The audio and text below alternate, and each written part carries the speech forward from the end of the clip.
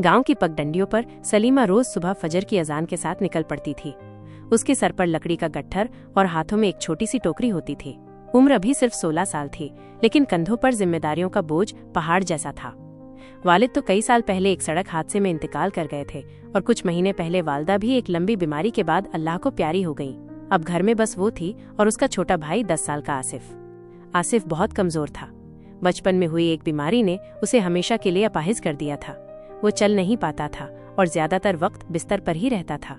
सलीमा को आसिफ के लिए दवाई लानी होती थी, उसे खाना खिलाना होता था और घर का हर काम करना होता था। गांव में कोई रिश्तेदार भी नहीं था जो उनका सहारा बन सके। सलीमा जंगल से लकड़ियां चुनकर लाती और उन्हें बाजार में बेचती। जो थोड़े बहुत पैसे मिलते उनसे आसिफ की दवाई और घर का राशन आता। अक्सर रात को आसिफ के सो जाने के बाद सलीमा तारों को निहारती और सोचती कि उसकी जिंदगी में कभी कोई रोशनी आएगी या नहीं। भूख और थकान अक्सर उसे बेताब कर देती थी, लेकिन आसिफ की मुस्कुराती हुई सूरत देखकर उसे हिम्मत मिल जाती। एक दिन जब सलीमा लकड़ियां बेचकर लौट रही थी, उसने देखा कि आसिफ को तेज बुखार था। उसकी सांसें तेज चल रही थीं। सलीमा घबरा गई। उसके पास इतने पैसे नहीं थे कि वो आसिफ को शहर के बड़े अस्पताल ले जा सके। वो वहीं जमीन पर बैठ गई और अल्लाह से दुआ करने लगी। उसकी आंखों से आंसू बह रहे थे। तभी गांव के एक बूढ़े हकीम साहब जो वहीं से गुजर रहे थे रुक गए। उन्होंने सलीमा को देखा और आसिफ की हालत समझ गए। बेटी रो मत, अल्लाह शिफा देगा, उन्होंने कहा और फौरन आसिफ का मुआयना किया। उन्होंने अपनी छोटी सी थैली से कुछ जड़ी बूटियां निकाली और सलीमा को बताया कि कैसे दवा बनानी है। सलीमा ने हकीम साहब के बताए अनुसार दवा बनाई और आसिफ को दी। रात भर वो आसिफ के पास बैठी रही, उसकी पेशानी पर ठंडा पानी रखती रही।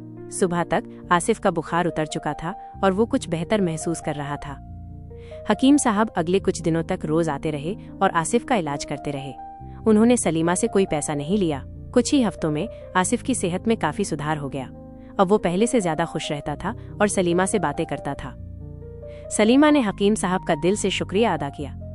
हकीम साहब ने मुस्कुराकर कहा, बेटी, ये तुम्हारी सब्र और अल्लाह पर तुम्हारा यकीन है जिसने आसिफ को ठीक किया है। कभी हिम्मत मत हारना।